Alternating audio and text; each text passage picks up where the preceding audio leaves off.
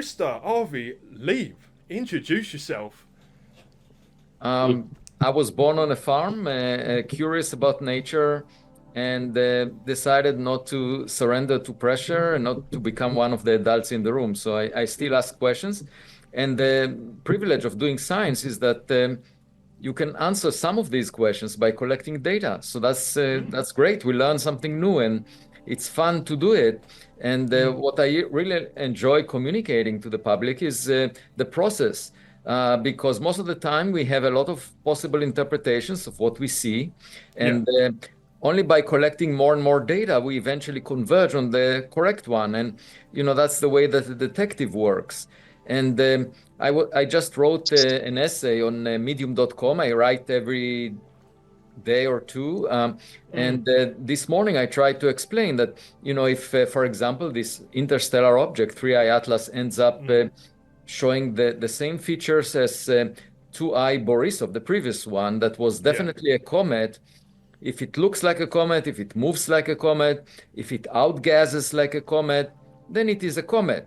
Okay. And because people have all kinds of ideas that, it could be that aliens would use a comet or an asteroid and put some technological infrastructure inside of it, and we won't be able to tell. Or perhaps they want to use it as a decoy. We will pay attention to that, and they will do something else close to Earth. And I usually prefer to adopt the simplest explanation. And if it looks natural, it's natural. On the other hand, there are lots of anomalies as of now about this object, and that's why I leave it that possibility that it's technological on the table, and we can dive into the anomalies that I'm referring to. Absolutely, I'd love to. What sort of specifics of this object kind of give off the anomalous sort of side on this subject? So at first, as soon as it was discovered, I realized based on its distance that it's relatively bright, meaning that if it's a solid object, it has to be 20 kilometers in diameter.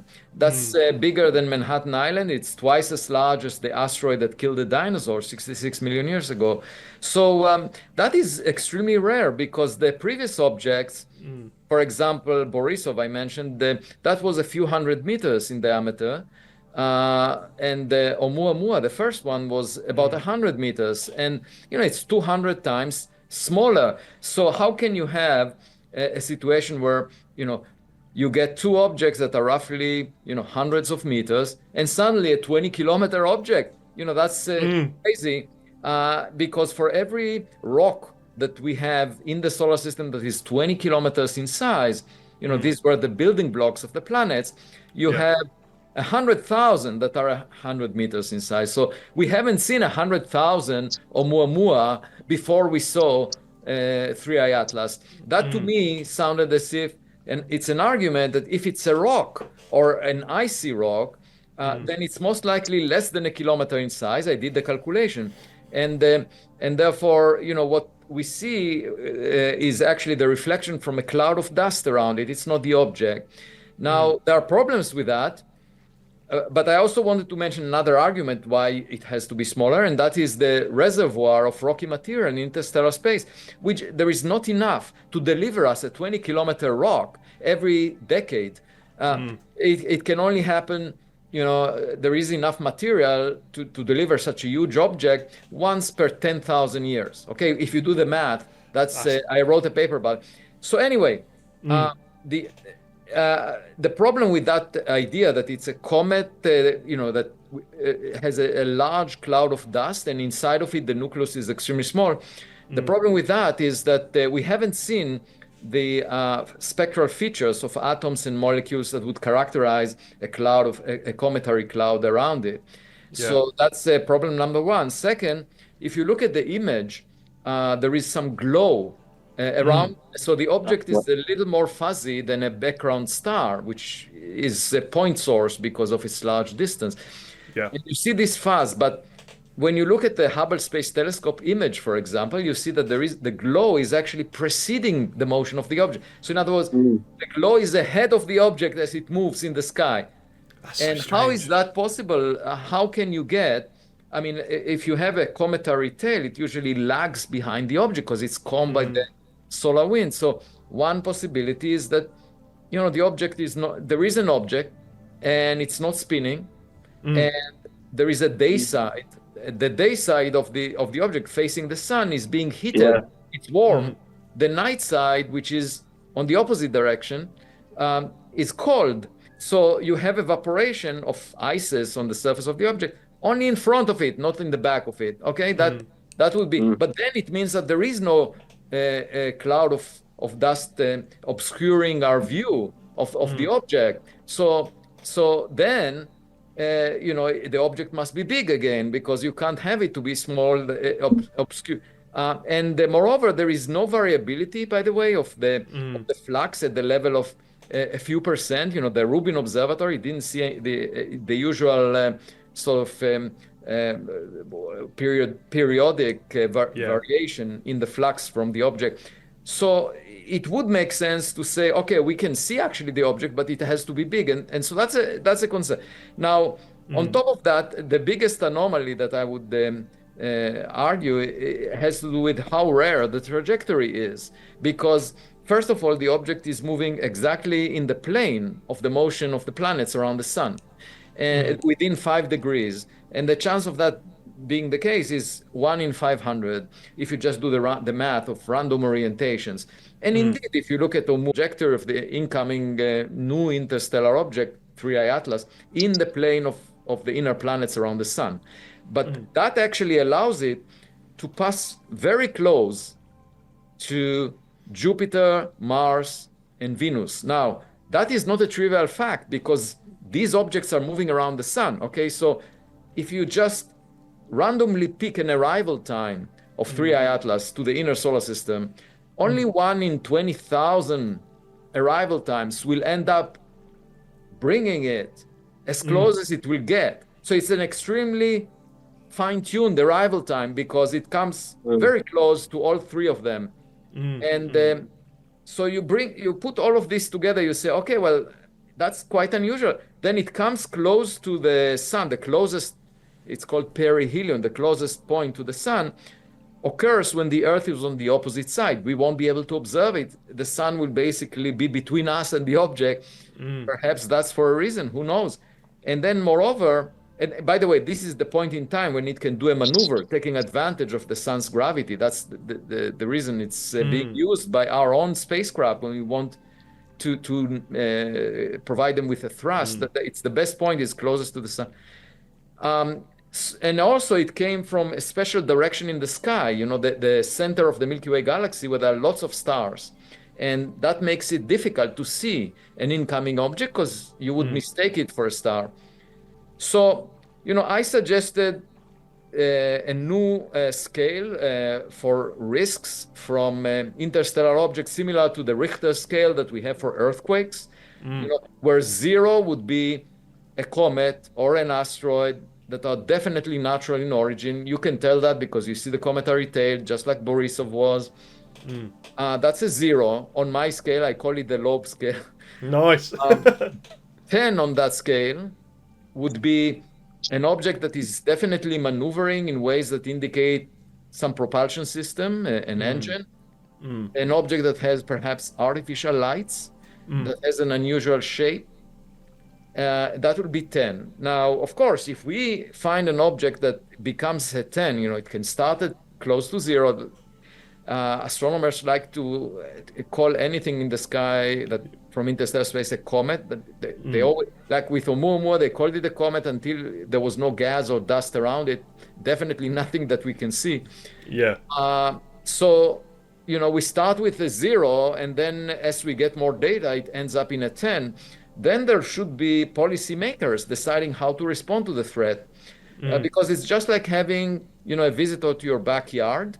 It's very different from getting a radio signal. That's the scenario in Contact, the film. Yeah. Where you have, well, unless there are wormholes, you have, it took the signal thousands of years to arrive to us from a distant star.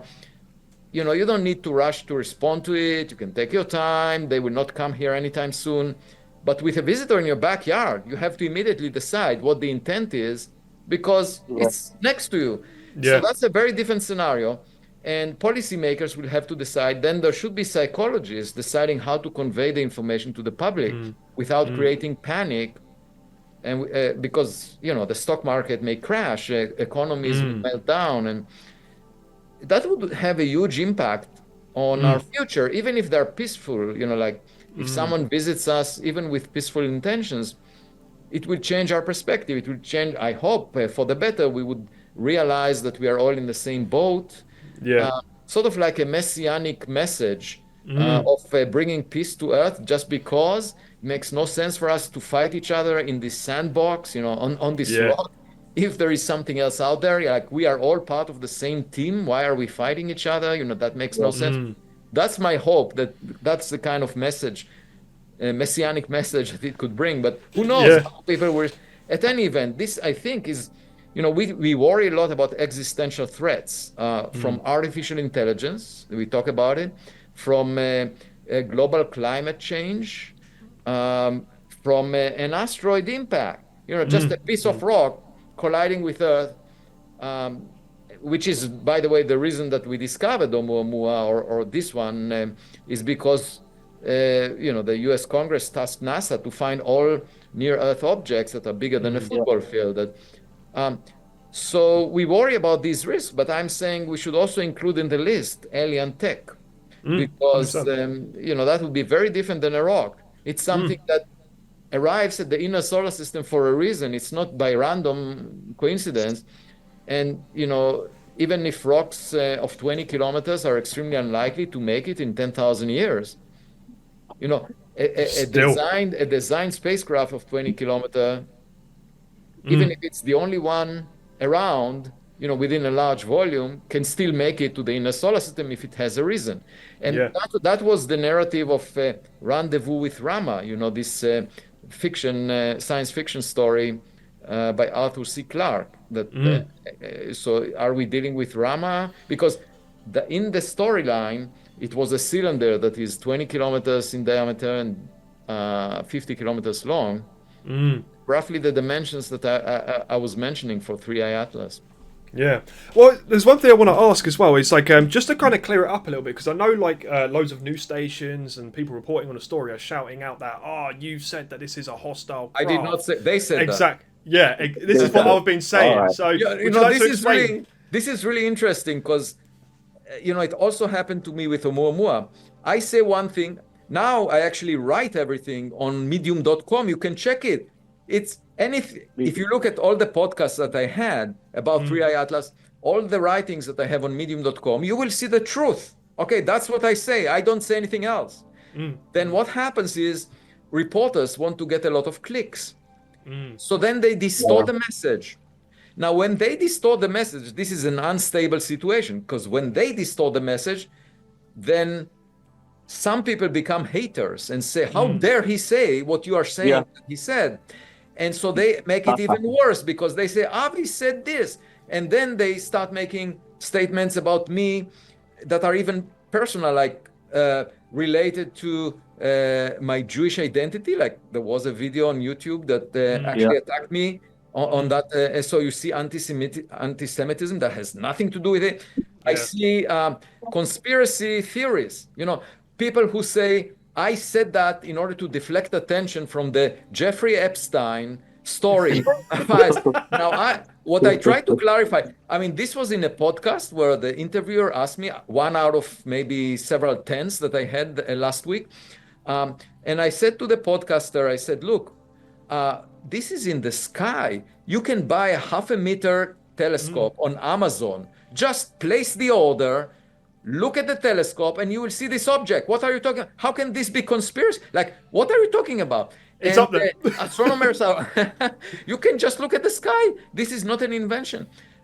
And moreover, this object is moving at 60 kilometers per second. Okay, twice as fast as the biggest rockets that we ever built.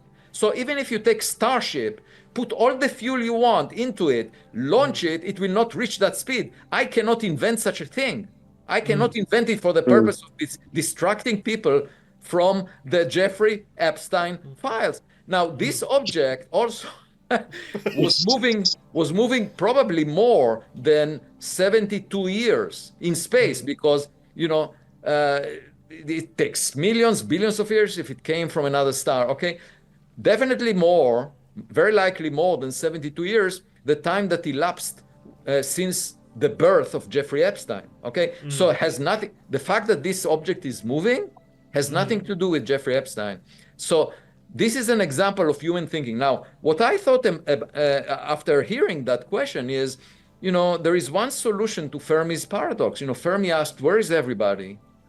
And one possible solution is, they look at us and see all these conspiracy theories and all this nonsense being said on social media, and they say, they are not worth our attention. And that's the reason we say, "Where is everybody?" Well, you're not that attractive. Come on. The way Yeah, probably look at us from a distance and go, "Ugh." Yeah, that's crazy. Oh, mate, thank you so much for clarifying. I think that was a major important question at the start of this to kind of get out there, because I feel like a lot of it's just kind of snowballed out of control. Oh, yeah. So it's unstable. You see, so reporters are saying it nonsense. People respond to the nonsense, assign it to me, and then they keep arguing with each other. I have nothing to do with it. I don't have any footprint on social media. Just read the source. You see that? Read what I say on medium.com.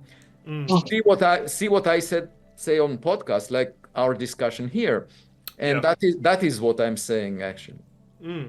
Right. Matt or Shiv, is there anything you'd like to ask? Nice to speak to you, Avi. Thank you for coming on. What data, if any, of this will be made open access, and how can the public engage with this? So you mean with the data? Yeah. How can independent researchers, universities, or even citizen scientists get involved with this and the study of this? Okay, so in principle, you can even observe the object yourself. If you, as I said, just go to Amazon, buy a 0.5 meter telescope, you will see it. And you can observe it. It's in the sky, moving towards us right now. I believe you. I'm not saying you don't. My point is, you don't need to believe me. That's my point. Science is better than politics. Let me reiterate that. Do you know what's interesting? In science, it's not about me convincing you like it is in politics. It has nothing to do with me convincing you. You can just check it. Okay? You yourself can check it. You don't need to believe me anything I say about this object. You will see how it's moving. And as it comes closer to the sun, you will see that it comes closer to the sun and passes along the path that scientists like myself are predicting for it. So on October 29th, just mark your calendar, that's when it will be closest to the sun. We would be on the opposite side. You won't be able to see it because it's behind the sun. But before the 1st of October, you could see it. And after October 31st, you would see it. In fact, it will be closest to Earth in December, just because Earth will come back to be closer to it around the sun. The interesting question is whether in the coming weeks and months, as it gets closer to the sun, it actually outgases just like a comet, like Borisov was, and you can see beautiful cometary tail. If it looks like a comet, it's a comet. Okay, that's what we all need to remember. If it shows some unusual features, then take your vacation before October 29th. That would be my advice. Actually, someone texted me about. He said that he's trading options in the stock market with an expiration date of October 29th, just in case this object will turn out to be technological. Yeah, I'll tell you what, October 29th, mate, tinfoil hats, sell them on Amazon. I tell you, that'll be the day. That's my son's birthday. But with respect to the existing data, you can find it in scientific papers. I wrote 4 scientific papers on 3i Atlas over the past month. And it's all out there. Anyone can access those papers. Anyone can see the data. The best, the most systematic data will come from the Rubin Observatory. In fact, they found that it was observing it before the Atlas telescope discovered it. The interesting thing is Atlas is a 0.5 meter telescope. As I said, you can buy a 0.5 meter. It's a 0.5 meter survey telescope, discovered it in June. And that's just around the time when the Rubin Observatory, which is an 8.4 meter telescope, you cannot buy it on Amazon. Okay, 8.4 meters, you have to do yourself. That it came online around the same time, and they are both in Chile, next to each other. And of course, the Rubin team went back in time, like earlier in June, because they collected data already back then and found it. They found it in the data. It was already in their data, but they just started the operation of Rubin. Yeah. So anyway, the data is out. The data will get better with time. And we should all ask the question, does it look like a comet? If yes, then that's a comet. And it's natural. Yeah, in that case. There's one thing I want to ask, because I know Anna Paulina Luna in America, she put out something to kind of press NASA on the probability of pushing Juno spacecraft. What's the probability of that actually taking place? Well, let me explain how this came about. I wrote a scientific paper with two collaborators, Adam Hibberd and Adam Crowell, and I posted it on the archive, the preprint server, on Monday last week. So that's, when was it? The 27th of July or so, 28th of July. Submitted it for publication. In this paper, I suggested using the Juno spacecraft that is in orbit around Jupiter. By the way, it's called Juno because that was the name of the wife of Jupiter in Roman mythology. And I said, this mission was supposed to end in mid-September 2025. Okay, just in a month and a half. And they were supposed to apply a thrust to it such that it will plunge into Jupiter's atmosphere and burn up. Okay, that was the plan. I said, don't do that. Apply some thrust in the opposite direction, away from Jupiter. And if that thrust is done at the right time, on the 9th of September, with a magnitude of 2.6 kilometers per second, that's the delta V, the velocity kick, then it would intercept the trajectory of 3I Atlas on March 14th, 2026. So it's a way of rejuvenating the scientific mission of Juno.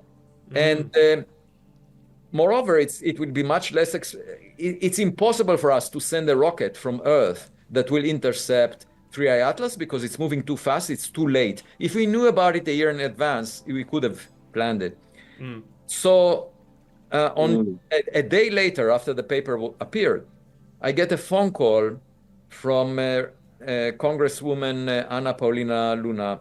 She wanted to know more about 3I Atlas, and I told her about this idea of using Juno. And I said, and she said, I'll be happy to support it in a letter. And I said, thank you so much. And then 2 days later, the letter was sent to NASA's administrator, Duffy, and hopefully the leadership of NASA is looking into that. Now, my recommendation, I don't know how much fuel, how much propellant is left in Juno, because they stopped the engine in 2016. What happened was they were supposed to continue to use the engine and grind the orbit of Juno such that it gets close to Jupiter, and that would have been best for the science that they wanted to accomplish. But then two valves in that engine operated on a time scale of order minutes instead of seconds, and they were worried, so they stopped the engine, and Juno remained on an elliptic orbit around Jupiter since 2016 because they didn't use the engine. And so I don't know how much fuel, how much propellant is left, and I hope that NASA will look into that, and given that, maybe make the decision to fire the engine, even though they haven't used the engine since 2016. Let's just use it one more time and see how far we can get. So we calculated actually yesterday. We calculated how close will Juno get to 3I Atlas as a function of the mass of the propellant that it has left. And that would be an amazing thing. It's like a script for a Stanley Kubrick film, 2001 Odyssey. We are talking about 2025 Odyssey. This would be an amazing thing. It's also an opportunity of public outreach by NASA. I think they should look into that. In the worst case, if you can't fire the engine, even looking at the 3i Atlas from the existing location, and for that, one needs to extend the mission lifespan by 6 months. I'm very much in favor of that. 6 months is equivalent to $15 million. That's nothing for space missions, So this is how it came about. It's, Representative Luna showed brilliance in attending to a scientific matter after we spoke, and I'm very appreciative and of her help in terms of sending the letter. My hope is other people in Congress might do the same.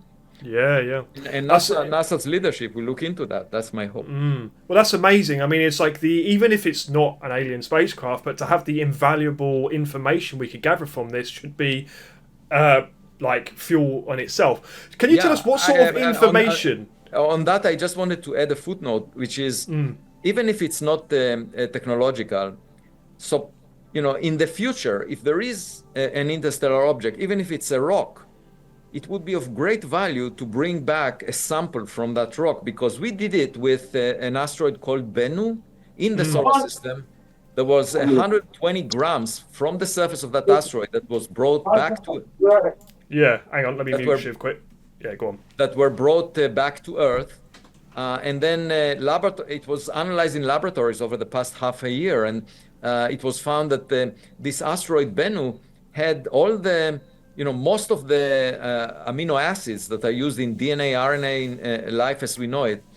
And what I would like to know is if you bring a sample of, let's say, 120 grams from an interstellar object, even if it's a rock, does it contain the building blocks of life as we know it, or maybe life as we don't know it?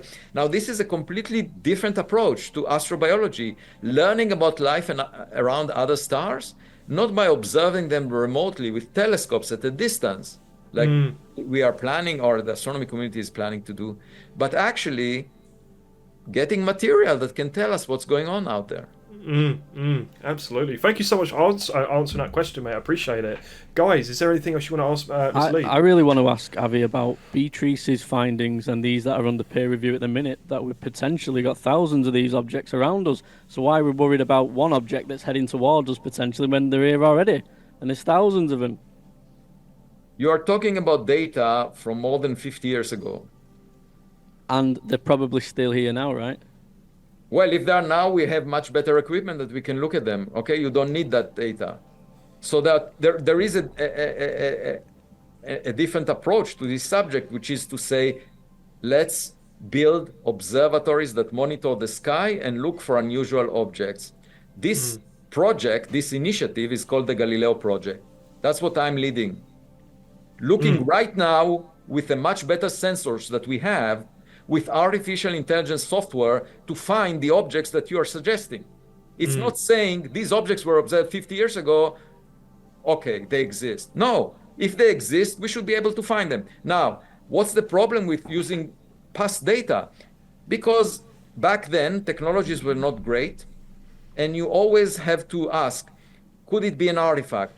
Now, the argument in the paper is that could be an artifact of the photographic plates. What I'm saying is something smudge or some kind of feature on the photographic plate that appears because of the photographic plate. Nothing to do with the sky, okay? That's a possibility. How can we check? We cannot check because this is from 50 years ago. You don't know what happened. Why is this smudge on the photographic plate? Maybe there was a defect. Maybe there was... So the argument in that paper is, yes, we cannot check, but we looked at the shadow of the Earth, and we looked at the side that faces the sun, the day side and the night side. And things that are at the shadow of the Earth, these things do not show up. They show up only on the side of the sun. So as far as I'm concerned, the question is, could there be some systematic artifact, something on the photographic plate that when you look at the side that faces the sun, it appears, and when you look at the side that doesn't face the sun, it doesn't appear because there is much less light. Okay, that's a possibility that needs to be addressed. The fact that you see something on a photographic plate doesn't mean that there is an object in the sky. It means there is something on the photographic plate. Okay, so that's the fundamental question. Now, why is this issue not an issue today?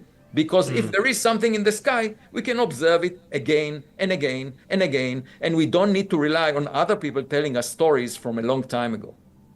Okay, so that to me is the approach of science where you can verify the data. And do you know if they've done that? Do you know if they've actually tried this? Sorry? You know if they've actually tried it with the modern photographs now and stuff like that? I know this is from 1950. Who are you saying? Who are you referring to as they tried it? Beatrice. So which data are you talking about? I'm on about the one from the 1950s to 1959. But you said, like, can we use ones in in the modern times? Do you know if they've actually done anything on that?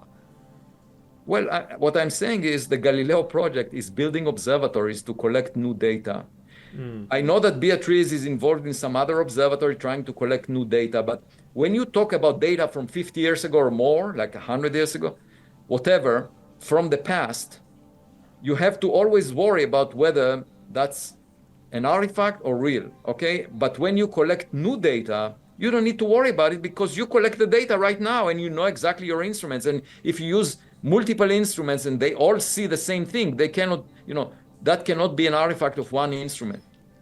So just to give you an example, the Galileo project observatories that we are building for 4 years, okay? We now have 3 of them, one in Massachusetts, another one that we just assembled in Pennsylvania, and the third one in Nevada. They will eventually have 3 components in each of them, looking in the entire sky all the time. And these 3 components, first of all, will verify that there is an object in the sky because all 3 of them are seeing it.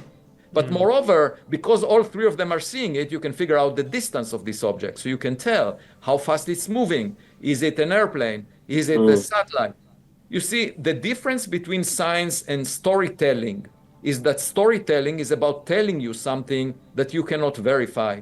Science is about checking it yourself. I'm trying to explain that again and again, that if you buy a 0.5 meter telescope, you can see the sky. If you build observatories, you can see these objects that you are talking about. You don't need to rely on stories. Stories are not evidence. People can tell you stories. I mean, we know about car accidents where different people that witness them tell you different stories. Who do you believe?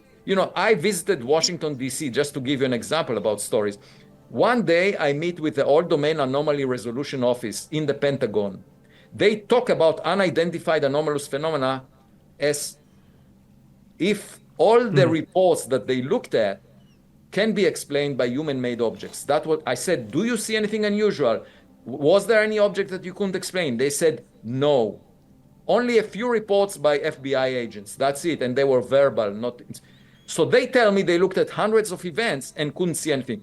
The following day, I go to brief the Congress, the US Congress. The following day, just one day after, I sit on a table.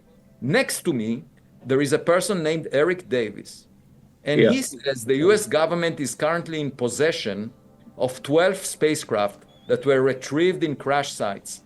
And there are 4 types of aliens, pilots, that were found. Okay? That's what he's saying. Who should I believe? These are entirely incompatible narratives. One saying there is nothing coming from the Pentagon, the other one coming from Eric Davis sitting next to me saying, not only that, there are 4 types of pilots that were recovered. Who should I believe? Now, that is the weakness of storytelling. If someone tells you stories, you just need to decide if you believe the story or not. Anything to do with the past is storytelling, okay? If, on the other hand, you follow the method of science, it's not about stories from the past, it's about finding the evidence to test these stories, okay? So when you tell me that something happened 50 years ago, I cannot verify that. But when I tell you that I collected data and used AI to analyze it, and I see it tomorrow and I see it the day after tomorrow, and I can show you the data, then you can't shove it under the carpet. This data is real. I'm getting it right now. Yeah, because that's from my personal opinion and aspect is like there's a lot of like trust me situations without having physical evidence, and I feel like we need to start at mass peddling more of the information gathering let me aspect. put it in a different way. Suppose Eric Davis is not hallucinating; he actually knows something that is real. I want to see it. Okay, I will not believe it until I don't care how attractive is the story. You know, I want to see the materials that he talks about, the 4 types of, 4 species of aliens that I mean, otherwise, there are lots of people in mental institutions that are claiming that they are Napoleon. Lots of people. I can introduce you to some of them, and they will tell you that they're 100% convinced that they are Napoleon. We all know that there was only one Napoleon, and it's not them because Napoleon died already. Okay.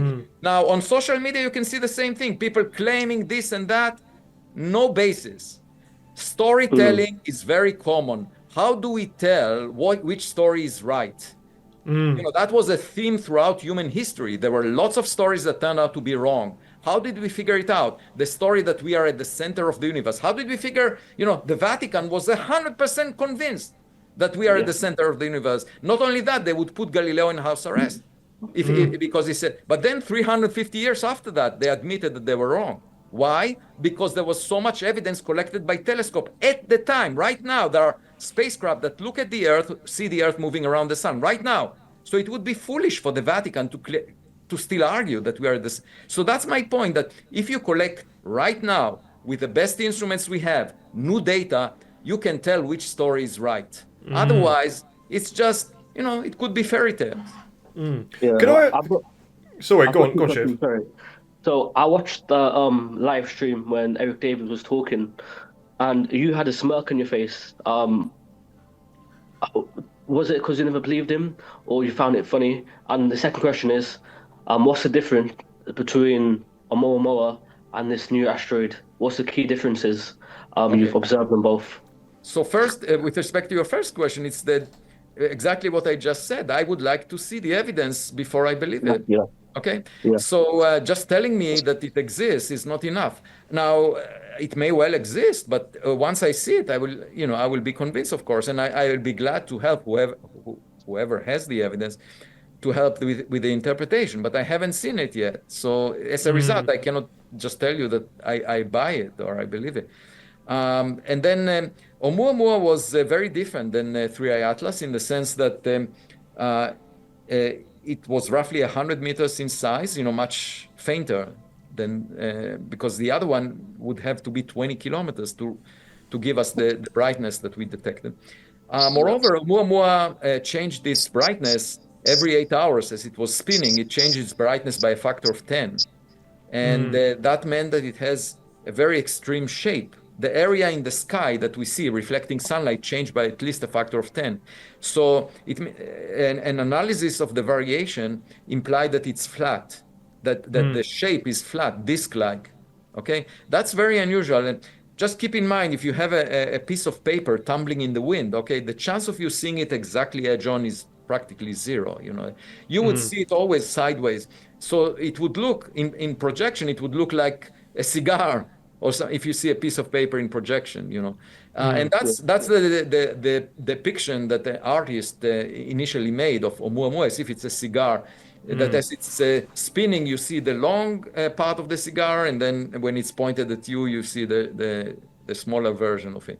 But it's not it's most likely at the 92% level after detailed analysis, it was inferred to be flat, pancake-like.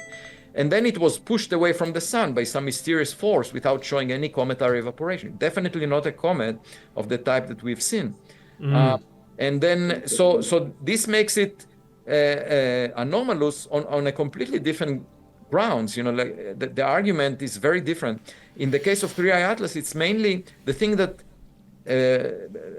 made it anomalous for me is the trajectory, mainly the trajectory, because I could imagine that maybe it's a nucleus of less than a kilometer surrounded by a lot of dust. But why did it pick this very special ecliptic plane where the planets are that's 1 in 500 chance? Why would it do that? And it's coming in the opposite direction of the Earth's motion around the sun, so we can't launch any rockets that would intercept it, and it's coming closest when it's on the opposite side of the sun, so we can't see it, and then it's coming so close to the other planets.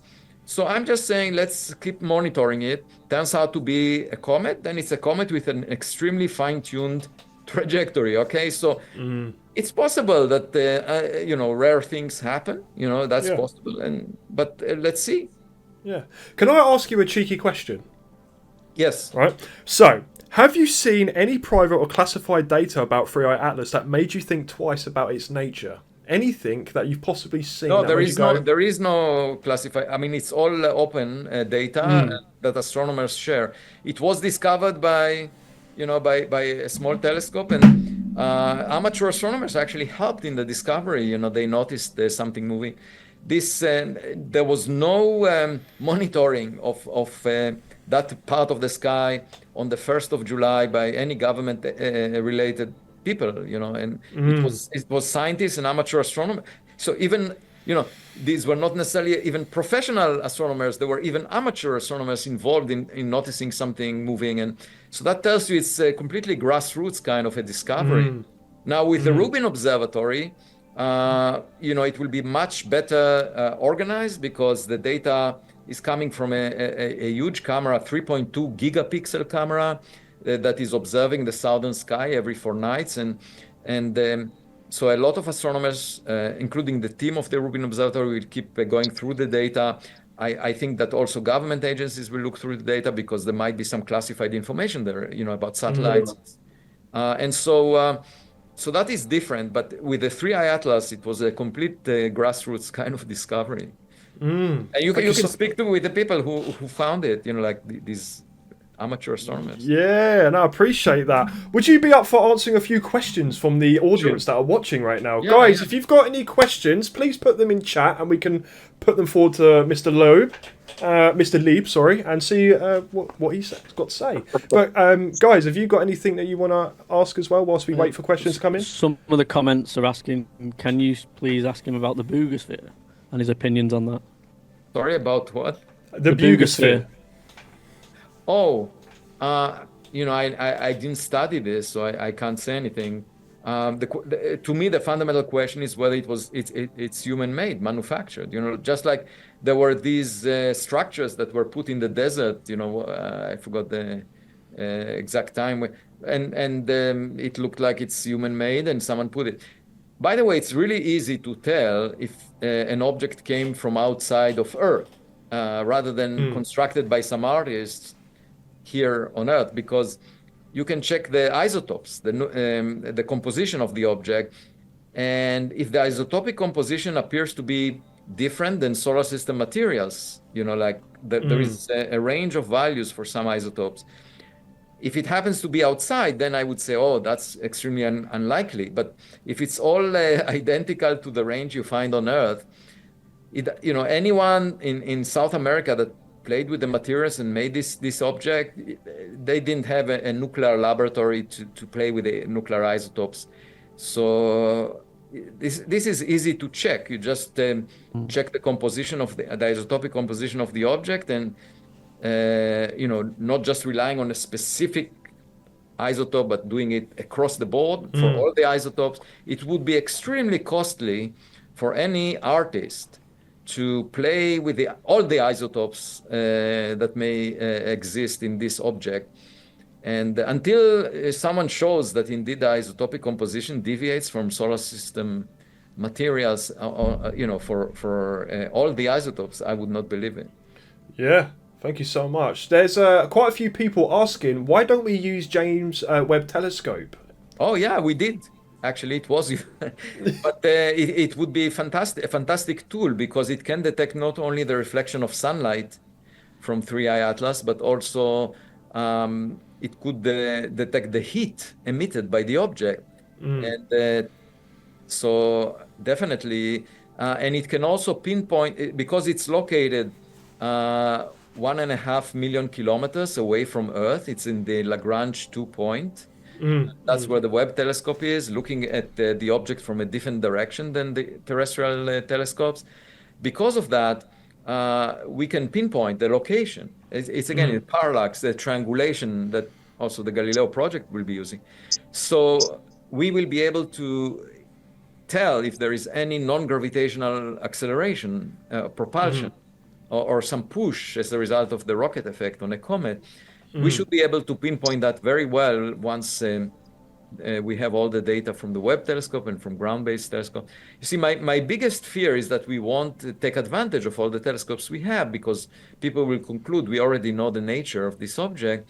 So my hope is that because I brought up this possible technological origin, that people will try to prove it wrong by looking for the signatures of a comet, let's say, and then realize that it looks weird, and then they will not be able to shove the data under the anomalies under the carpet of conventional thinking. If the Vatican, instead of putting Galileo in a house arrest, if the Vatican would say, let's prove Galileo wrong by looking through telescopes, if they were to do that, it would take them much less than 350 years to get to the same conclusion. They would say, okay, let's prove him wrong, and then, wait a minute, what he's saying is correct. So, so as a scientist, I really wish to have as much data as possible. That's the difference between science, where you want as much data as possible, to conspiracy theories, or if you want influencers on social media. For them, it would be much better if there will be less data. Why? Because nothing will prove them wrong. So that's the distinction between believing in a conspiracy and doing science. As you bring more data to the table, the scientists will be enormously grateful and happy about it. A genuine scientist. I mean, there are some scientists that don't want data because they have their pet theory. That's like, for example, there was a pet theory that definitely the COVID-19 virus came from the wet market. Okay, that was the pet theory of many scientists. They didn't want to hear the alternative, that it may have come from the Wuhan Virology Institute that studied SARS viruses, and they didn't want to hear that. So, if you have a pet theory that you are connected to, obviously you prefer not to have more data because you don't want it to be proven wrong. But what I'm saying, a genuine, curious scientist wants as much data as possible, irrespective of the conjecture. Okay, irrespective, you want as much data as possible. Whereas a conspiracy theorist or an influencer on social media doesn't want as much data as possible. So if you wanted to tell whether your friend belongs to one or the other, just do this test and ask them, if I get you more data, what would you be happier or not? And if they tell you, you know what, I don't know, because who got this data? I'm not sure I believe that person who got it. No, that's not a good. You yourself is going to Amazon and you will buy a 0.5 meter telescope. There is no other person who gets the data. You will observe the sky. You need to want to get the data in order to prove that you really care about the truth. Okay? That's the only thing that will show that you really care about the truth, that you yourself will do the investigation and figure out the truth. If you don't want to do the investigation, if you just want to have your opinion and you don't want it to be invalidated by getting the data, then you're not taking the scientific method. You're a conspiracy theorist. That's the distinction. So obviously our chat and everyone watching right now, we have also like people into space and the data, and we also have people that are into a bit of the conspiracy side as well. So we want to ask, well, quite a lot of people are asking, do you think the narrative that's being pushed via the media, is this to do with a conspiracy called Project Bluebeam? What is your thoughts on the situation? Can you clarify? Because I'm not familiar. What is the Project Bluebeam? So I'll let Shiv, do you guys want to explain it? Project Bluebeam? So, yeah, go on. Basically, it's a, you'll do better than Matt, me. you explain it. Yeah. Basically, they're going to stage a fake alien second coming to put the world under a new world order. Sorry, who are they? Kind of stuff. Who are they? When you say they, it doesn't mean. Well, this is the thing. We don't really know. The gatekeepers of everything. The people that want it could be Illuminati. It could be anybody. But they say that they can project these things into the sky.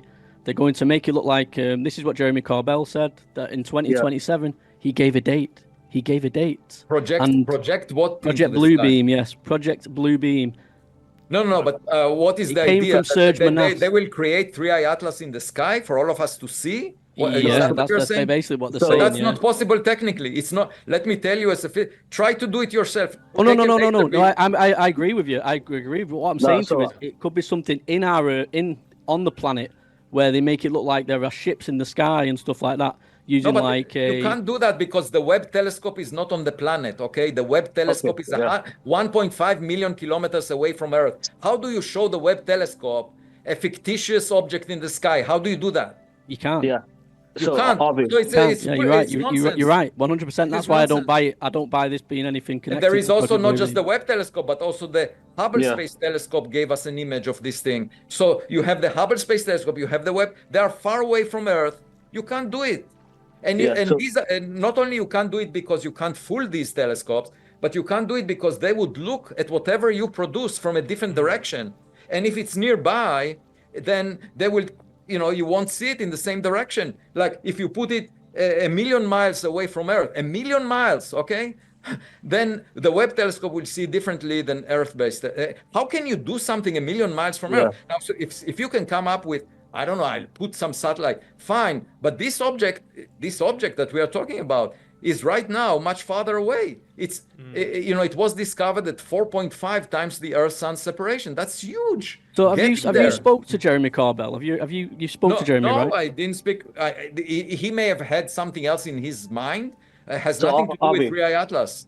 This has nothing to do because 3i again. This is a conspiracy theory. 3i Atlas was discovered by innocent amateurs that looked at the Atlas data, okay, and members of the Atlas team but by chance saw, wait, look, this in a crowded region of the sky where there are lots of stars here, there is something moving. Here is an interstellar object, and then it was verified by many more telescopes. This is the way science is done. It's not, you cannot orchestrate that because now, if you say they created how can they create fake data that the Webb telescope is seeing, the Hubble Space Telescope is seeing, that everyone is, you can't do that. And the timing has nothing to do with Jeffrey Epstein. It's nothing to do with Jeremy Corbell. I'm sorry to say that, but Jeremy Corbell has no knowledge or relationship to scientific discoveries. He's not a scientist. This could not have been manufactured by anyone that Jeremy Corbell knows or thinks about. Nobody could have invented this. Jeremy Corbell thought about something else. This something else that maybe it's validated, maybe he knows something we don't know, maybe it's real. It's not 3i Atlas. Okay. Thank you so much for clearing that up, mate. I appreciate that. Thank you. Go on, guys. Anything? So I was just going to add, so basically the story was Corbell in Jan 2020 said they're going to tell us there's a fake alien craft coming towards Earth. That's what he said. And obviously, all the conspiracies the last week about you, people are saying you're part of Project Bluebeam. You're lying to us. I didn't even know that this project exists. I just asked you. But my point is, if you think that I have that much power to affect what amateur astronomers do with a 0.5 meter telescope in Chile, and then the rest of the scientific community using the Webb telescope and the Hubble Space, if I have that power, I'm much more powerful than any human has ever been. I just cannot do that. I mean, there is no way even if I had $1 trillion in the bank, I wouldn't be able to orchestrate that because it's really a very difficult technical task to do that. All I did, if you want to know what I did, was look at the data that other people collected and say, oh, something is anomalous here. Maybe it could be a sign of technology. Maybe. And therefore, we should get more data to figure it out. That's all I did. And has nothing to do with Corbell. I didn't even know that he said what he said. I don't know the context of what he said and why did he say. By the way, you should ask him. Has nothing to do with the scientific discovery of 3i Atlas. We agree. Here again, he may be right about something else going on in the intelligence, in the Defense Department. Who knows? There might be something going on that he overheard or was told, and he's talking about that. But he's not talking about 3i Atlas. Believe me, because there is no way to fake now the anomalies of reality. Now, I could have kept my mouth shut, even if I recognize some anomalies. I could have said, no, it's a comet, forget about it, let's move on. That was my choice, and I could have said, forget about it. But would you be happier if we all thought that it's just a comet and not even notice the anomalies? I'm not sure. So the way I operate is, I'm not saying it's definitely technological. I'm not saying it's close to definitely being. I'm just saying it's a possibility we need to leave on the table and then examine the future data to figure it out. That's what I'm saying. And I'm not trying to distract anyone. Because let me put another argument here, which is within a month or two, it will be clear if it's a comet. Now, suppose it's a comet. That's it. That's what I was saying all along. If it's a comet, forget about it. So Jeremy Corbell was anticipating that someone will suspect the Three-Eye Atlas is technological, and then a month later it was realized that it's just a comet. Like, it doesn't affect the needle on any issue that you care about. Whether for 1 month we thought that it may not be a comet and then it was a comet. Like, who cares? Over that month of the summer where people have vacations, just 1 month they believe that it might be something else, and then after that month it turns out to be a comet. Like, what kind of a conspiracy is that? Like, for 1 month to affect people's vacations? Is that the issue? Can I just say, to defend Jeremy Corbell a second, Jeremy's not said this. It's the internet, the conspiracy theorists have put them together. So I want to clarify. It's not Jeremy Corbell. I'm trying to explain that this conspiracy idea or story makes no sense. I totally agree. That's why I wanted to mention it. If within a month we will find out that it's a comet, all that happened was that the summer month of of July, let's say, was we were discussing the possibility of something that is a comet being technological. That's all that happened, and after that we realized this. But by the way, that's the way science is. Just to give you an example, we don't know what most of the matter in the universe is. We call it dark matter. Okay, we still don't know. So when I started astrophysics 40 years ago, we didn't know what dark matter is, and there was a popular idea. It's actually a special type of particles that are massive and weakly interacting. That was the dominant idea in the scientific community for 40 years. Still, many people are claiming dark matter is maybe weakly interacting massive particles. That's not a conspiracy. People are saying that, and it's popular within. Now, we do experiments. We invested billions of dollars, didn't find weakly interacting massive particles. Was that a distraction of the public by the scientists? No. It was an idea that scientists had that was tested experimentally and was demonstrated not to work. And that happens all the time in science. So what I'm doing right now is saying, here is a possibility. Maybe it's technological, Three-Eye Atlas. It's a possibility. It's exactly the same point as with the dark matter. It's a possibility. We leave it on the table. We collect more data. We can figure out if it's right or wrong. If it's wrong, forget about it. There is no conspiracy about it because we are using data to decide. The beauty of science is you can ask any question you want. Just like a kid. You see some data, you ask a question. There shouldn't be no censorship on asking a question. And by the way, a lot of my colleagues are censoring. They're telling me not to ask this question. And I say, why? Questions are legitimate. I'm not saying any, I will ask this question. The method of science is to answer the questions using data. So let's ask. If we don't ask the question, we will not seek the data. Can I ask a question very quickly? I'm going to ask the same one, but yeah, go on, you do it. Oh, sorry, mate. Okay, so if you found out, or other astronomers or whoever found out this could be something of alien origin, something elsewhere, would you be allowed to tell us that information, or would it be under wraps? Of course. Well, the point is, it's not. You see, the scientific community is all over the world. There is no authority, even if one government tries to censor it, there is no authority that can stop scientists from talking about it. It's just impossible because they are observing it with their telescopes, and unless you shut down all the So what happened with Galileo was that he was the only one. He had his telescope. They put him in house arrest. They suppressed the information. But imagine, thousands of Galileos having their telescopes in different countries. The Vatican would not be able to cope with that. And that's why eventually the Vatican changed their view. So if you want to suppress some information, you can do it on a small scale. You can't do it all across the globe. And anyone can buy a 0.5 meter telescope so that, there is no way to avoid the conclusion. Like if it behaves like a spaceship, doesn't have any cometary tail, someone will buy a telescope, I don't know where, in some remote island, and see that there is no cometary tail, and we write about it. Like, you can't suppress that information. So my point is that's the beauty. It's the beauty of science. And by the way, whatever we find about objects that come from outside the solar system should be shared with all humans. Because the way we split territories on Earth has nothing to do with the outside universe. It makes no sense for us to limit the information. I think any scientific information about what lies beyond the solar system, whether we are alone or not, should be shared. Yeah. So if governments and stuff, like, if it does become a situation like this, hypothetically, would they be more worried about religion kind of collapsing on itself and sending? I don't think religion is an issue, by the way. By the way, I also wrote a paper a week ago talking about the fact that humans will not panic. I'm not sure that there will be panic.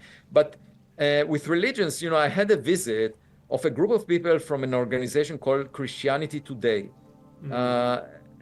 about half a year ago. And they came to me and asked me, if we discover extraterrestrials, how would that affect our religious beliefs? And what I said is, I have 2 daughters. And when the second one was born, it didn't take away the love that I have for the first one. And so thinking that God can attend only to one civilization, ours, is like thinking that a parent can only attend to one child. That's very demeaning. Now, when I mentioned it to them, they agreed. And they thought that, yes, it wouldn't affect our religious beliefs. We may have siblings. That's my point. I mean, you can be jealous of siblings that are more successful than you are. So if we see like another civilization that is building much better rockets than Elon Musk, we might be jealous. But, that always happens among siblings. My point is, if you believe that there is a parent, like a creator or a God, there could be many thousands of civilizations that existed in the Milky Way galaxy over the past few billion years. The other thing to keep in mind, we came late to the party. The sun formed in the last 1/3 of cosmic history. And when you ask, where is everybody, it's just like asking, there were 100 billion people that lived on Earth, okay? Where is everybody? Today there are only 8 billion. Where are the rest? They died, okay? So it's quite likely that most civilizations that lived billions of years ago in the Milky Way galaxy died by now. But if they sent out technological gadgets, spacecraft, whatever, that are functional, we can do space archaeology, basically interstellar archaeology, and find whatever they produced, even if they're dead. It's just like finding a package in your mailbox from a person that is not alive anymore. I love that analogy. That's amazing. So I appreciate that so much. Avi, how are you doing for time? Are you okay? I'm okay. If there are more questions, maybe for another 15 minutes or so. Lovely, yeah. I've just got to sort my dog out. If you guys want to ask him some questions. I'll go here through the comment section. Let's have a look here. Oh, about the ocean stuff, Avi, you found these spherical little objects, and I think you was involved in the Baltic Sea anomaly, because I do speak to Dennis Asberg as well. Any updates on anything going on there? So we went to retrieve materials from the first interstellar meteor, an object that is 0.5 meter in size that collided with Earth in 2014, and the fireball that it created as a result of its friction with air was documented by US government satellites. And because that's checking for ballistic missiles, as you know, when Iran launched a lot of missiles recently, they were all noticed by the array of satellites that the US government has in space. And every now and then an object collides with Earth and burns up, and then these satellites can see it, but they can say that it has no significance for national security. So they released through NASA, through the Jet Propulsion Lab, they released the data in a catalog. And that's where I found this object together with my student. We went to the place where it landed in the Pacific Ocean to retrieve materials from the bottom of the Pacific. So we collected materials, we brought it back to Harvard University, and my colleague Stein Jacobson has a laboratory to analyze with the best instruments. We found that about 10% of the tiny droplets that were molten from some explosive event that we found on the ocean floor, about 10% of them have a chemical composition that is different from solar system materials that you often find. And now we are analyzing the isotopes. That's what I was talking about before. So the isotopes could tell us more clearly if the material came from outside the solar system or not. But we really want to go back again to the same place with an expedition to find bigger pieces. And it will cost $6.5 million, and we are waiting for someone to donate. Wow, that's a lot of money, that, isn't it? It's a lot of money. Quite a lot. But you will be able to see the previous expedition in a Netflix documentary that will come out in early 2026. So everyone around the world will be able to see this amazing project that I went to, and also some other details, because they followed me for 3 years now, the Netflix filming crew. Wow. Actually, the director sat in my office, and in the last interview that he had with me, he asked, we probably changed the way you behave as a result of the fact that we are following you everywhere. And I said, no, don't praise yourself. I mean, you're not that significant. You're just a fly on the wall. I don't really care about you. Now, they will probably use 1% of the footage that they made, but I hope that it will be an exciting 1%. I have no say as to what they will show and how good it will be, but I think, given that they will use 1%, it will probably be very good. Oh, mate, amazing. We've got a few more questions. So we've got a lot more people in here tuning into you right now, and we just need to kind of update people. Could you let us know in bullet points the observables that you see on 3i Atlas as to the potential hypothesis of this could be intelligent?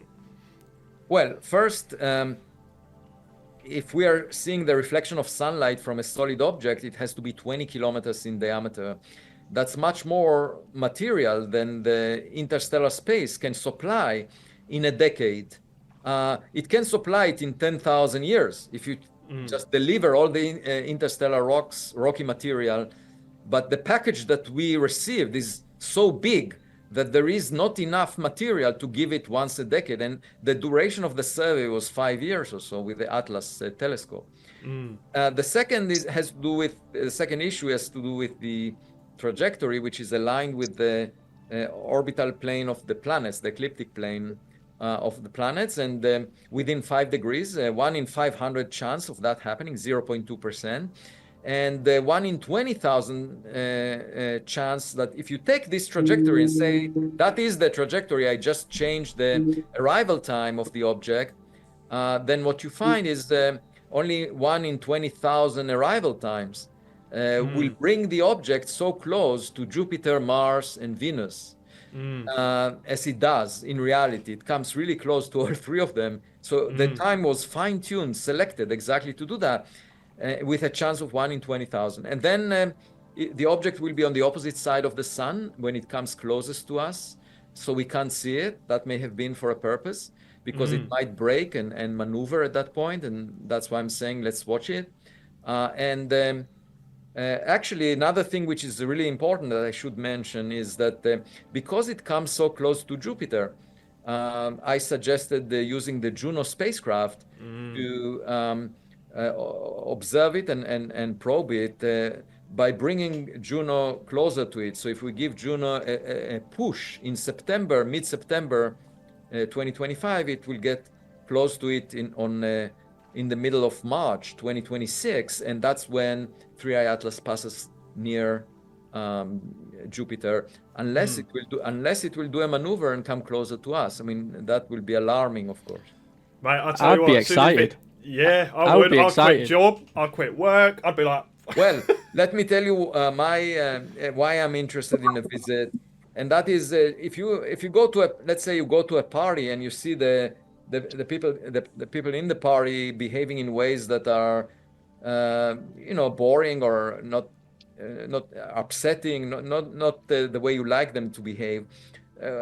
What you would often do is look through the window to check if there is any new incomer, any new visitor to incoming person to the party, so that it will improve the situation. And right now, if you just check the news on Earth, that doesn't make me very happy. In fact, one way not to get gray hair is not to read the news. You know that. Too late for that. I'm just looking for a visitor to make things better. You know, like maybe that will change everything, because it will change our priorities. Instead of fighting each other, engaging in conflicts, we'll suddenly look up and see something else. You know, and then realize, wait a minute, we are all in the same boat. We should behave better with each other. This is the one thing that I'm saying about this whole hostile stuff that gets pushed around. If something as intelligent as people are saying that exists, they would have wiped us out many years ago. All right, if these things do exist, right? But here we are today, still talking and enjoying our time. Okay, so there is one caveat to what the narrative you mentioned, and that is the dark forest hypothesis, which was a solution to Fermi's paradox, in which the aliens are around, but that they're silent because they're worried about predators, and that's what you do in a dark forest. You don't know who may threaten your existence. Okay, so you stay quiet in a dark forest. That's a good way to survive. They learned it through experience, probably. And if they're around, they watch us because we've been careless. We are broadcasting all the time, and so they realize that we are getting technologically advanced. And then at some point, maybe as we embark on AI and so forth, at some point they realize we might be a threat to them. So at that point, they will do a reconnaissance mission and come and check out. So that's the caveat. Even, they could be hostile. It could be a Trojan horse. Even if it looks friendly, you have to be careful. But I agree with you that we keep focusing on ourselves. We think that we are extremely important. That's what the Vatican, we are at the center of the universe, and that anyone that comes to our backyard must be looking for us. On the other hand, maybe they're looking for something else. Like it has nothing to do with us. Just think about ants in the cracks of a pavement. When a person passes by, the person can step on them, doesn't care. That it's not the actual story, and we keep thinking about ourselves, but it might well be that they arrive here for a completely different reason. I kind of go to the analogy a little bit, like with the technology that we've been let loose with, like AI, nuclear weaponry. It's like we've given a baby a nuclear bomb and all this technology, and we don't know what to do with it. So they've probably gone, hang on a minute, what are they doing? Like, they shouldn't have that. You know what I mean? Like, wave your finger. By the way, it's really interesting. If it turns out that they visit periodically the Earth, okay? So, for example, maybe they did it in the past, maybe 66 million years ago. They saw the dinosaurs, said, that's not the kind of Earth we want. So they arranged for an impact on Earth, and we keep saying, oh, that was a rock. But it was not a rock, it was a designed projectile, And so they reset the life on Earth every now and then when they don't like what they see. That could happen. If it happened in the past, it could happen. We definitely know that the Earth went through catastrophic events. So when people say, just for the young people in the audience, people say, oh, we have to protect the Earth. We have to make sure the Earth survives. Don't say that. What you want to protect is humanity, okay? What you want to preserve is humanity. The Earth would survive irrespective of what humans do, okay? The Earth survived catastrophe. If you just go back in time, hundreds of millions of years. And by the way, 200 million years is nothing. It's 5% of the history of Earth. 5%, nothing. You just go back hundreds of millions of years. You will find catastrophes that would wipe up everything that you have right now on Earth. So don't protect the Earth. The Earth went through a lot of trauma and survived it. What we see now is a result of all these traumas. What you're protecting is humanity. Now, the only thing that the Earth would not survive is 7.6 billion years ago, billion years into the future. Okay, just keep your, put it on your calendar. In 7.6 billion years, the sun will consume its nuclear fuel. It will finish its life. And then it will expand. And it's quite possible that it will expand and engulf the Earth. So when that happens, first thing that will happen is, the moon orbits the Earth, and it was a piece of the Earth that was kicked out as a result of an impact on Earth. The moon will have friction on the envelope of the sun at that time. And because of that, it will grind down its orbit very quickly and collide with the Earth. The moon will come back to Earth. Keep that in mind. When the sun will engulf both of us, the moon will come back and collide with Earth and join the Earth. And then after that, the Earth itself will spiral in to the core of the sun and vaporize. That will be the death of the Earth. Yeah, that's kind of crazy. I mean, it's like you say, like, again, if everyone on this planet just decides to work together and expand in the cosmos, we can, We can survive. We can survive. Yeah. 100%. Mate, absolutely amazing. I appreciate you being here, mate, and spending the time with us. You've been such a great guest on our show. Guys, is there anything else you want to talk to Avi about? No, I think he's answered all the questions. I think he's gone into a few conspiracies that he doesn't usually go into, which is great as well. I'm not saying that conspiracies might be are always wrong. Some of them are probably correct, but to figure out which one is correct, you have to get data. Yeah, true. Yeah. Very true. Avi, is there anything you want to tell us about, like socials you have? Is there any books or anything uncommon? So I invite everyone who is listening to check medium.com, Avi Loeb at medium.com, and that's where I put essays every day or two, and you can sort of read about the things that I talked about. You can even subscribe for free and get the email notification every time a new one comes along. I have 60,000 followers on that. And otherwise, there are scientific papers that I write, and my books. Currently, I'm writing a book about the expedition. Nothing to do with 3i Atlas, just the expedition. And there would be the Netflix documentary, hopefully coming out in early 2026. There are some things that are ongoing and very exciting. I cannot talk about right now, but hopefully you'll hear about it in the coming months. So stay tuned, because there are still things in the bag that are not public yet. Will we get a sneak peek preview secretly? No. No. No, I'll tell you why. It's because it's not up to me. And it's not about data, by the way. It's not about UAPs or anything. It has to do with ongoing work being done, and it's not up to me as to when to make it public. That's all. Yeah, fantastic. Mate, again, thank you so much for being here, Avi. I hope we get to talk at some point again, and good luck on all of your research and your other stuff that you've got down the line. I hope it goes fantastically for you. Are you on TikTok, Avi? No, I'm not. I don't have any social media. Why can't you come on TikTok and I can help my 250,000 followers go and follow you? So why can't we do that? Get an Avi TikTok. I'll tell you why. Because my wife, about 15 years ago, my wife said, I don't want you to be on social media.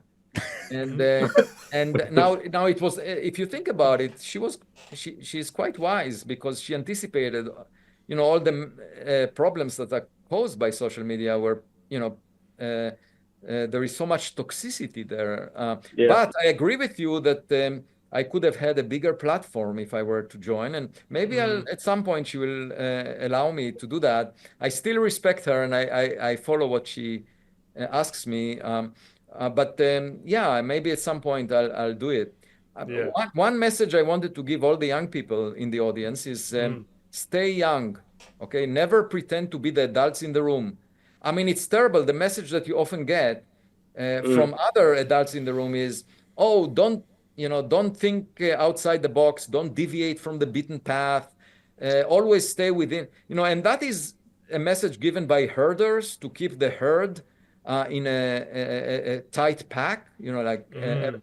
And I say, don't do that. I mean, you have a privilege of asking questions and thinking differently than anyone else. And don't give up that privilege.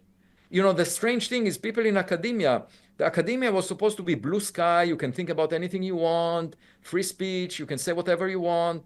And you would say, okay, well, then I can ask questions like, is 3i Atlas alien technology? That, that's a question that I'm supposed to ask. But no, immediately, Chris Lintott from Oxford would say it's nonsense on stilts, and it's an insult to anyone that is working on 3i Atlas. And I say, why is that? Asking a question is an insult? Actually, the scientific method is all about asking questions, then answering them with data. So what I'm saying is those who pretend to be scientists are not always following the scientific method. They very often are gatekeepers that want to keep the herd very tight. They discourage young people from innovating. And to me, that is a terrible message because it suppresses innovation in science. And the public loses trust in science. Yeah. My point is the public would believe in science if scientists were completely transparent. Okay, there are some ideas floating around. We don't know which one is right. Let's figure it out. It's fun. Let's figure it out. But we should admit that the ideas are not clear. We should allow for the Wuhan lab leak hypothesis to exist together with a wet market. We should not suppress one possibility because we don't like it. That is anti-science, actually. So my message to young people is don't surrender to that, because I survived. I had a very successful scientific career, and I'm not willing to give up on that wonder, on that curiosity, because that's what makes science fun. You need multiple different aspects and sort of viewpoints on reality to kind of, sometimes those information from the outside perspective can bring something down the middle. That's the only way to make discoveries, because if you know in advance the answer, what's the point? You're not doing anything interesting. Mate, brilliant. Appreciate you so much, mate. So thank you so much. Like I say, when I upload stuff to YouTube and get socials, I'll send you a link as well. If you want to watch it back, you're more than welcome. And again, guys, check Avi's blog out. Is it a blog or is it a paper? It's sort of a blog. It's a list of essays that you find on medium.com under my name, and you can subscribe. There you go. Great stuff. There we go. Right, mate. Get yourself a cup of tea or a coffee, whatever you like, and chill out, mate. We thank you so much for being on this show, man. You're amazing. And hopefully we get to see you again soon with more information that you found. And get on TikTok. Sit down with your missus and tell her you want to go on TikTok. Exactly. Okay, I'll speak with my wife and I'll give her your message. We can help you. We can help you on this app. Don't worry. If she allows it, I'll do it. Good man. Okay. See you later, Avi. Bye-bye. See you later.